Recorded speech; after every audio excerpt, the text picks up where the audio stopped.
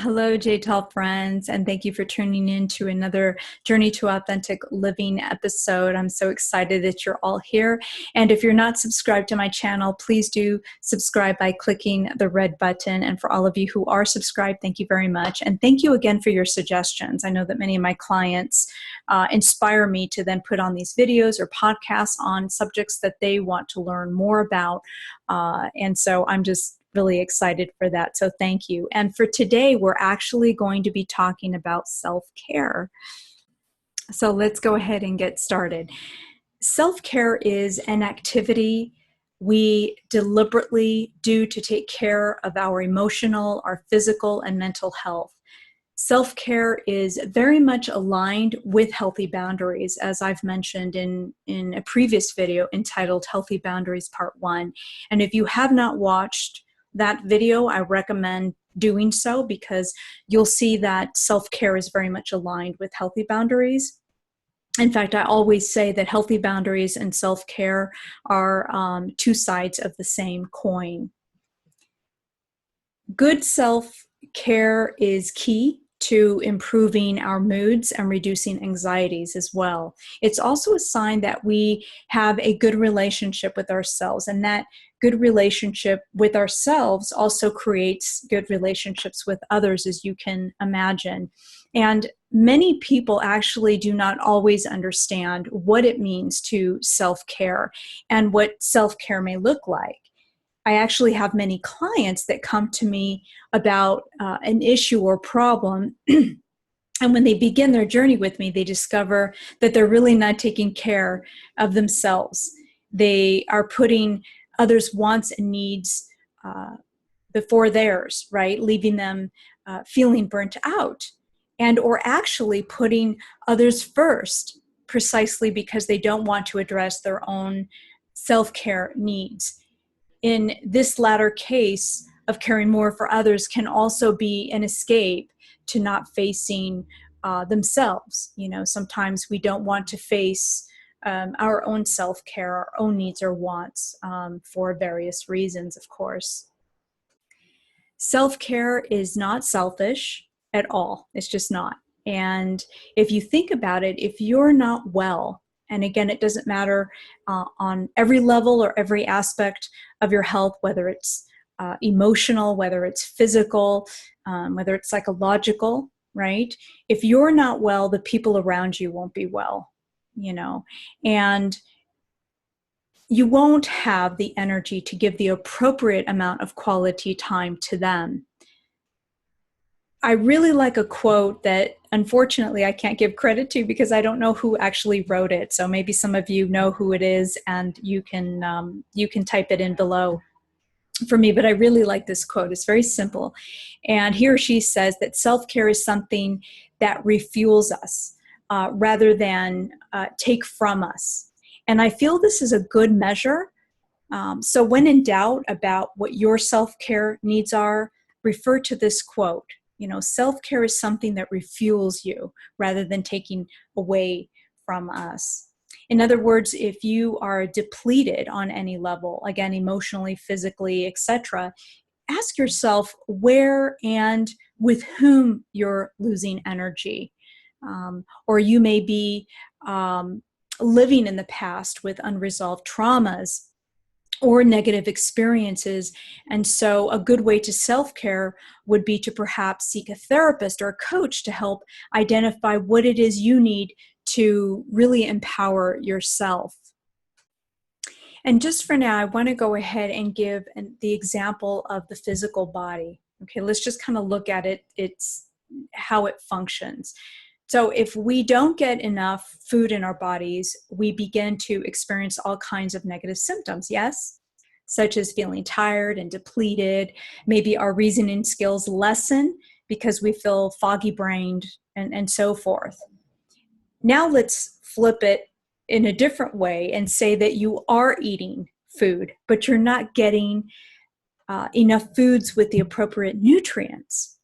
So your body also suffers in this case and eventually may decline and become ill, right? These are appropriate things to contemplate how you are caring for your body, you know, bringing awareness to what the body is feeling and what it needs is key. I've also heard many people say that they can't care more for themselves or change their situation, perhaps because of obligation, or so they describe, for example. But the truth is, we always have a choice. Maybe the choices we're making are from fears, or the lack of making choices are from fears and insecurities, but we're always making them. We always have a choice. And if we want to live authentically and deliberately and be here, in the present, then shifting where we put our focus is imperative. This is where priorities and necessities come into play, reevaluating what's important. What things or people obligate you? I'm going to ask you some questions, okay? And how do they obligate you?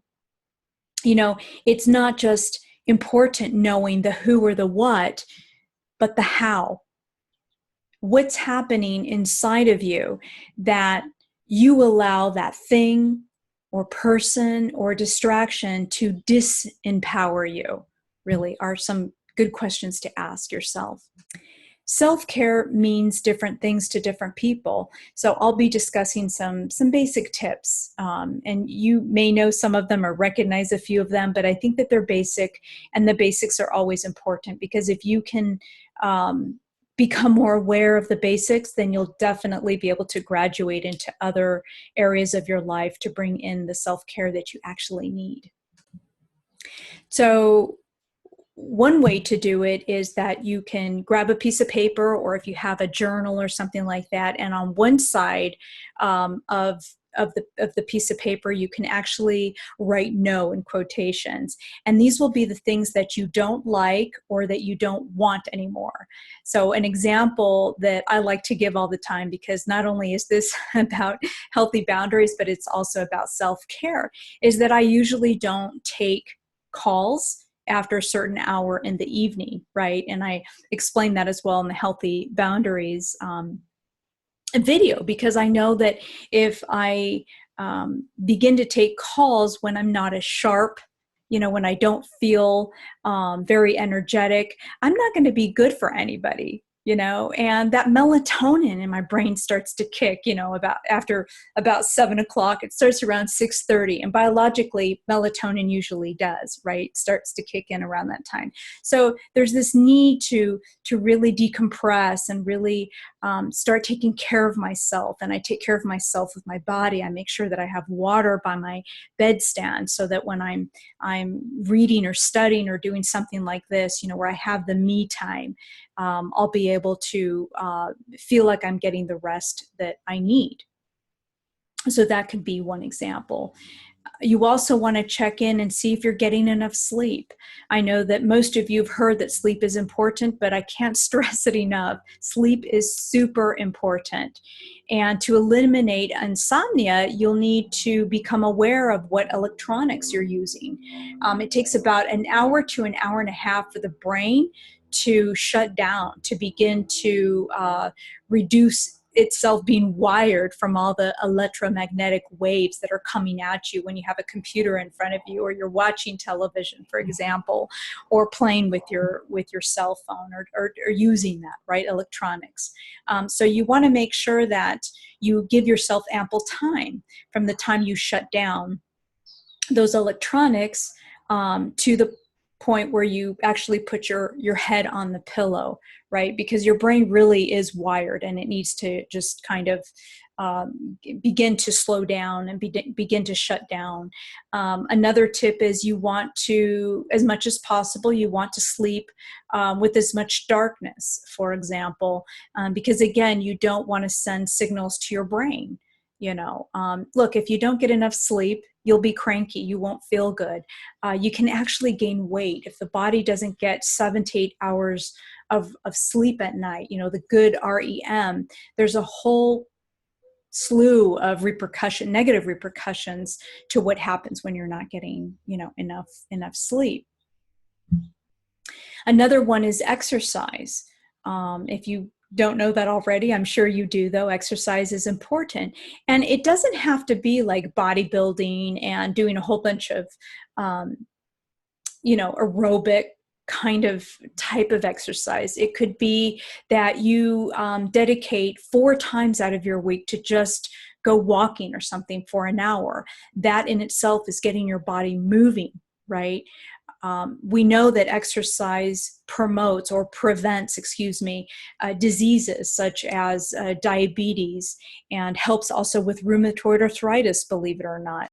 It helps with obesity and other issues. And the good thing is exercise does promote better sleep. So there you go, kind of overlaps. All right. And then another one is making more conscious food choices. Even when you're in a hurry, when you don't have time to cook or prepare something at home. And look, you guys, I'm not going to say that there won't be times where this is not going to happen. And I'm not going to sit here and promote that, oh, it has to be this way. I mean, I study nutrition, and that's kind of part of my training, is helping people manage their weight and live better lifestyles in this sense. But I also understand that it's very difficult to change, right? Again, we have the choice and we can make decisions based on that.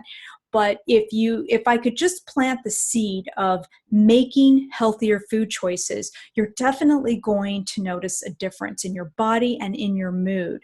Okay.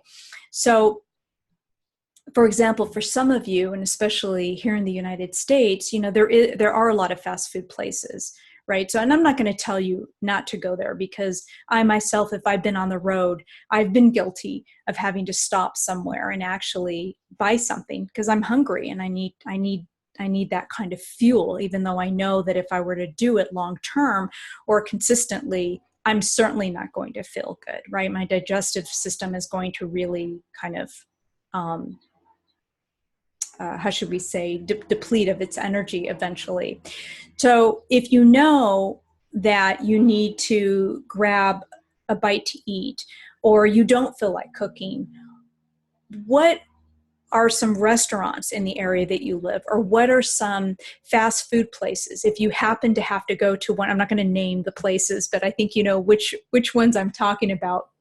When you look at the menu, see which ones, and don't just look for the calorie thing, look to see, well, what's in it, right? Because some people say, well, I'll have more cheese than, like, if you still eat meat or whatever, but you're eating meat and you're kind of thinking, should I have meat or should I have, like a pizza? Let's just take an example of a pizza. In fact, I was at a place where they were selling pizza, and my husband and I were looking at the menu because they had the pizza, and then they had like the cheese pizza versus the pepperoni. We were just looking at it because we were waiting for the store to actually open, and it was kind of early in the morning, and we were looking at the calories, and it was kind of, we weren't ridiculing the place. It was just kind of like, we both know a little bit about nutrition.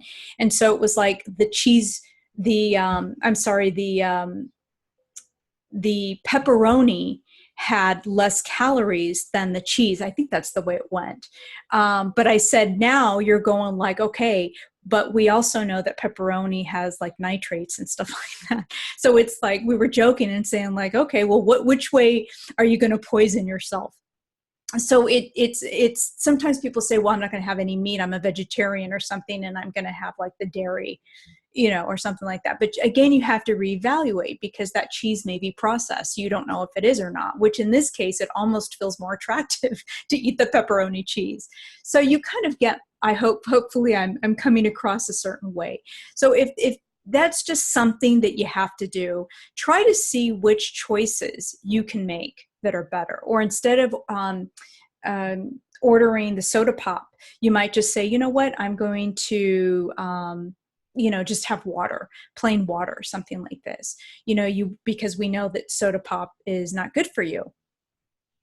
And then another thing I want to say, if you are somebody who is super, super conscious about the way they eat and where they eat and all that stuff, and you're still caught in the middle and you're somewhere where you just can't do otherwise, you can't pick a place and you have to choose one of the main fast food places, let it go. I mean, just eat it and let it go. It's not something that you do all the time, right? sometimes not out of just necessity, but sometimes we just want to eat something that we're not supposed to. And I think it's perfectly okay. My weakness are potato chips. I love potato chips. So it's like something that I don't eat all the time, but I definitely indulge. I mean, I could eat the whole bag, and they have to be a certain type of potato chip. But I think you get my point. I don't beat myself up because I'm eating those potato chips. And a good reason to make conscious food choices for self-care is because your body will eventually resent the fast food or whatever you're putting in without realizing what you're putting into your body. Simple carbs and sugars and fast food and all that, when eaten to an excess is really just not good for us, right? Talk about the foggy brain and not feeling good and feeling cranky, and then you have digestive problems, and then you're gaining weight, and then you just don't feel good. So that is part of self-care, right? And another thing that I want to mention, and if I can encourage and invite all of you to notice or to at least bring in some good, healthy, what we would say healthier foods. So fresh vegetables. What I think most people, or my definition of healthier food, isn't necessarily a diet. I know a lot of people, especially in this country, promote a certain type of diet, whether it's veganism or paleo, vegetarian, pescatarian, or whatever, all these labels, right? So my thing isn't so much that, because it's not coming from judgment. I'm not here to tell you what kind of diet. First of all, I don't even like the word diet. I believe in lifestyle change. We don't go on diets. We make lifestyle changes, and these are long lasting when we do this. But I don't know what those are for you. My body would love to be meatless or go meatless. I've tried doing it and I got sick a lot. And I just had to come to the conclusion that that just wasn't for me. Maybe someday it will be, maybe it won't. But I don't stress myself about that. I just make sure that when I do take in, to the best of my ability, a meat product or poultry, what I mean is an animal protein, that it doesn't have hormones and that it is natural as possible. Okay, so that would be like a healthy, food choice. But so when I say healthy foods, I'm talking about as fresh as possible, right? Even to the point that it's better to, if you're going to eat fruits and you go to the supermarket or you go to a local, even better, a farmer's market is even better. However, sometimes that's not accessible. But when you go to a market, eating fruits and vegetables of that season and of that city or state is really important, because if you're eating apples from, I don't know, a different country or something like that, you're losing all the nutrients. So that's my definition of eating healthy. Another definition of eating healthy is making sure you have your essential fatty acids that you need. We don't need the saturated fats, right, that come from the fast food and the fried foods and stuff like that, but we want it to come from coconut oil and extra virgin olive oil, right? These are things that we can feed our body. Plus, we want essential fatty acids because it promotes better joint health, if we think about it. I know a lot of people actually who don't get enough of it, and their skin is getting very wrinkly, and they just kind of look a little lifeless, right? Because they're not taking enough of these oils that are so important for our bones and our joints and our brain. Our brain totally needs essential fatty acids. Okay, so those would be some tips. And switching now to a different type of self-care would be, what are your hobbies, or what is your creative passion? Where can you self-care in that sense? I know that for me, it's photography. And part of my self-care is to get out my camera or even my iPhone. And when I feel inspired, take a picture, because it gives me so much pleasure, and I see so much beauty everywhere, or something or someone that inspires me, or an expression on someone's face. This is part of self-care. And I know that if in order for me to feel creative, or to feel kind of like in my sweet spot, photography is one thing that I love to do. So you can ask yourself, what is it that you feel passionate about when it comes to your creativity? Next would be spiritual needs. You know, there are many people who need a spiritual life. And so what spiritual activities are you integrating in your daily life to promote stillness and promote patience and inner peace within yourself? You know, you might blend in your creativity, which I think is actually very spiritual. That's just my opinion. So you might say, well, Sandra, you know, my spirituality is going hiking, or skiing. It could even be a physical activity, right? I feel free when I do that. So go for it, right? But those are things that give you a time off from stressors in life, right? We definitely want to take care and reduce the stress that we have in our lives, right? Emotional health, let's go on to that. Emotional self-care. Are you being triggered a lot? Are you feeling dissatisfied or unfulfilled? Do you feel that you don't have a purpose, right? So these are things that you want to be able to look at. Again, I stated that maybe you want to hire a coach, or you might discover that you might need therapy temporarily, and that's okay. There's no shame in that. I think it's perfectly fine. We're here to understand ourselves in such a way, right? So that we can feel more fulfilled, right? So a few tips on that one. And understanding that you always have a choice. Making better choices may not always be easy, because other people are involved in your life and they may not like it. But knowing that you have a choice is important. So right now I want to give an example, and it's a little bit of, it's like a huge example, but when I was going to create this self-care video, I thought, you know, because I did want to address a little bit about choice. Sometimes we think we don't, you know, we feel really imprisoned. And I always want to bring in that we in the West, so the United States, Australia, you know, Europe, and some places in South America, definitely we live for the most part where we can make choices. A lot of us are extremely blessed to not, to be able to live that kind of life, right? So let's take the example of, which came to mind, was the Prince of Wales back in like 1930s, which I think was the uncle of Queen Elizabeth now. So Prince Edward. And for some of you who do not know this story, you can always Google or Wikipedia. But the example is that Prince Edward was destined to be the King of England. And he left all his obligations, his title, his money, his lifestyle, if you will, and his duty really to the crown, to the country, for a lady by the name of Mrs. Wallace Simpson. And she was an American socialite, and she had been divorced like several times, and it was really taboo. And she became, you know, Prince Edward and Mrs. Simpson, you know, fell in love. And so why I want to share this experience, even though you're probably thinking, okay, Sandra, well, I'm not the princess or the Prince of England.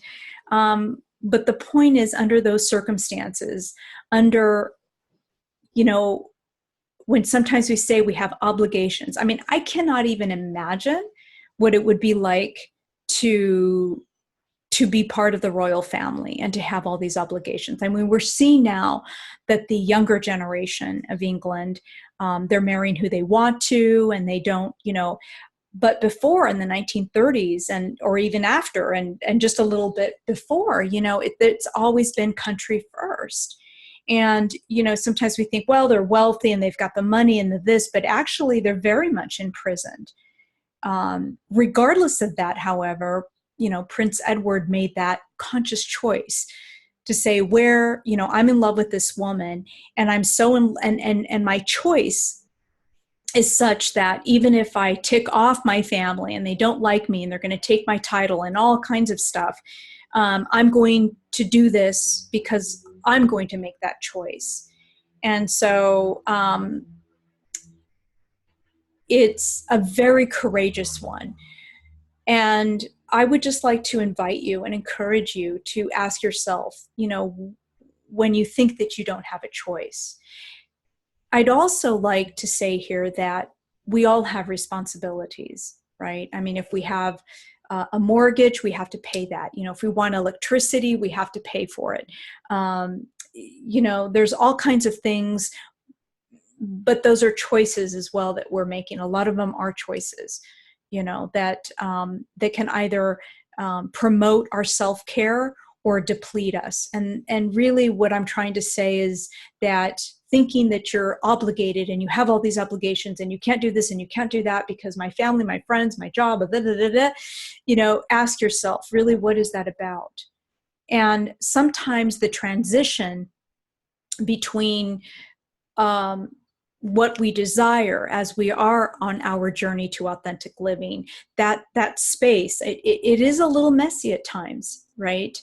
And so I'm not just promoting. This is not about selfish and manipulative acts where you hurt people just to get what you want, under the label of choice. That's not what I'm talking about.